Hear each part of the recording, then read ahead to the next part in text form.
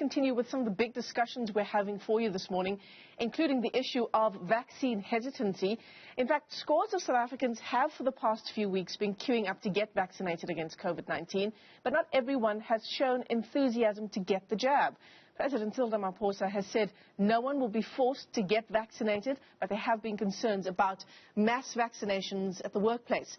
To help us dissect this matter in terms of labour law, Labour consultant Tony Healy is on the line to us this morning. Also joining in on the discussion is Gideon, the General Secretary of Labour Union Solidarity. To both of you, thanks very much for your time this morning.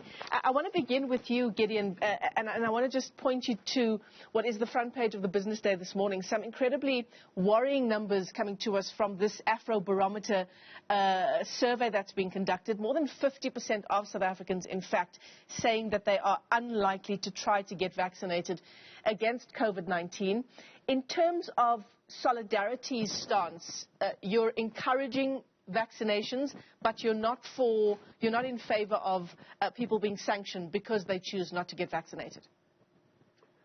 Michelle, yes, that's indeed the case. You know, I've been vaccinated.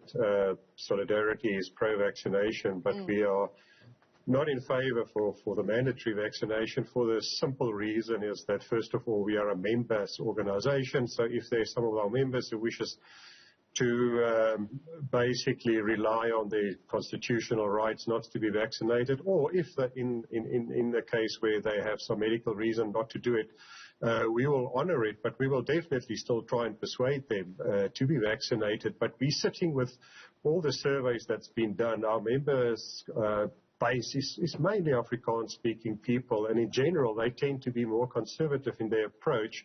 So, we have faced probably a bigger challenge in that regard, but I think the momentum is starting to shift, and as the vaccination process is starting to roll out and picking up momentum, we see the resistance also to a certain degree is starting to diminish. Have you seen that since the age groups have opened up, that perhaps younger people in families where others are perhaps hesitant to get a vaccine, that they may be playing a role in encouraging their family members? Indeed. The majority of our members, in terms of our survey, where we received the most resistance, were the older age group 50 plus. And then now we're starting to see, even in our own, we are also an employer and we also have employees, and we can now start to see that the younger generation, they are more keen. It's just a pity that there's a slight delay, but that's part of the momentum shift that we're starting to see, and we start to see on the social media how the younger members of Solidarity start to participate and how they get into arguments with the anti-vaxxers. And so the conflict is actually on the increase, but the uptake, we believe, will also be positive. So, Tony Healy, in terms of labour law, companies who are perhaps encouraging, and strongly so, their employees to get vaccinated, can they on any basis insist that as my employee, I would prefer for you to be vaccinated? Yes, good morning, Michelle. Well, I think the starting point in answering that question is that we had a government gazette published on the 11th of June, which made provision for mandatory workplace COVID vaccination policies in certain circumstances. The point of departure is that public health imperatives are important. The constitutional rights of employees are, of course, important. And thirdly, there is the necessity to take care of the efficient operations of businesses. And I think what you'll find there, Michelle, is that the Gazette says in certain circumstances. So, for example, it would mean that in a workplace or in a vocation or a job type where it is difficult or impossible to engineer social distancing, or it's difficult or impossible to prevent a high risk of infection or transmission, that employer would be entitled, in terms of our law, to answer your question, to impose a mandatory workplace vaccine policy.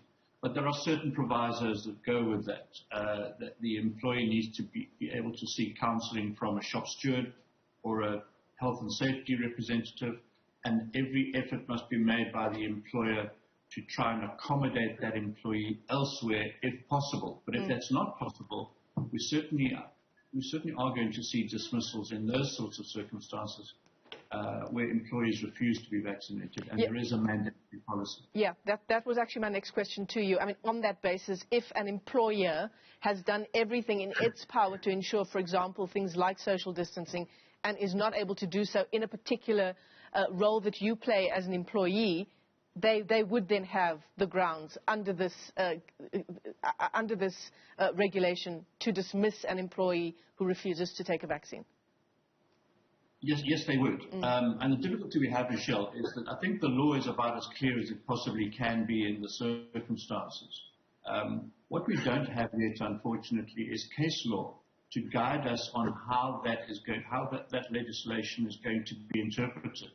And I have no doubt that what we're going to start seeing are test cases where the CCMA or bargaining councils or the labour courts rule that a dismissal was unfair in certain circumstances, and in other cases that such a dismissal is fair. I mean, the difficulty here, Gideon, is, balancing these regulations that mandate under certain circumstances that people get vaccinated with other things, including labour law, including perhaps religious beliefs as well? Absolutely. But, Michelle, this is actually a very grey area and a confusing area. Tony just described exactly what the directive is stipulating. But first of all, we were very worried about the fact that only a few employers have approached us in terms of consultation. So there are many employers who did not submit their plan in terms of vaccination or mandatory vaccination until they had time until the 30th of June. So most employers did not go that route. Some of them have implemented now policies that they try to negotiate outside the directive, so that causes confusion. But what we just basically are also concerned about, and that we tell our members, yes, you can refuse on religious grounds, but if you refuse in terms of medical grounds and you don't have a sound medical reason, that's a misconduct. Then you're dishonest. So there's another route that you start to open yourself up. But so first of all, the employers did not, jump at the opportunity to declare those employees vulnerable, who they were supposed to negotiate and consult with us on. So that's one area. That's a grey area. But something else that's now starting to happen is that there's a clause 14 in that directive that says an employee can refuse to enter a workplace that he or she believes is unsafe in terms of COVID-19 compliance. Now we're sitting with mine workers that say, I'm not going to get into a cage with 50 other mine workers. I'm vaccinated. Some of them are not. I'm not getting into that cage. And that worker is totally protected in terms of the directive. You cannot be disciplined. You cannot be dismissed.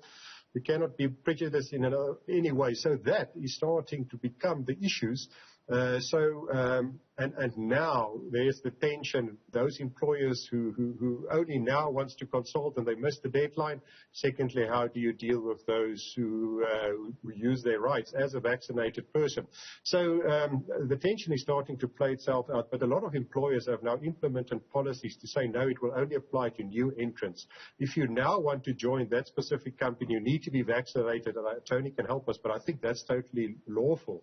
And that's where we caution our members, listen, if you lose your job, say for instance, the company cannot accommodate you in another position as the directive indicates, and you lose your job due to operational reasons, where do you go to? Another employer may say, sorry, you are also vulnerable in terms of our criteria.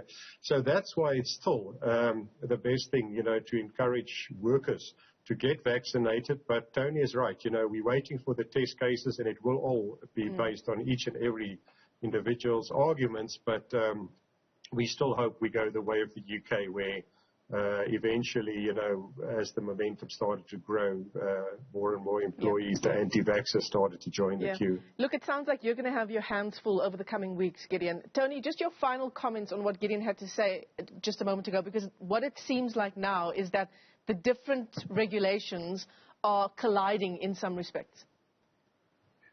Yes, and Gideon is right, that at the end of the day, there's only so much the law, there's only so much you can do in terms of drafting legislation. And that's why when it comes to a field like labour law, or any field of law for that matter, one is in a better position as an employee or as an employer to understand what this legislation means once you've had an opportunity to see how the courts and the CCMA, for example, are going to interpret it. And until then, we're going to be faced with a number of vexed questions to answer. So, time will tell. It's a very topical subject. And it's a very emotionally charged subject. Yeah, absolutely. Well, to both our guests, thanks very much for weighing in on, as you say, Tony, what is a very, very emotional issue. Tony Healy is a label consultant, and Gideon du Plessis is Solidarity's General Secretary, on this issue of whether an employee can refuse to be vaccinated, and indeed whether an employer can insist that their employees take a COVID-19 vaccine.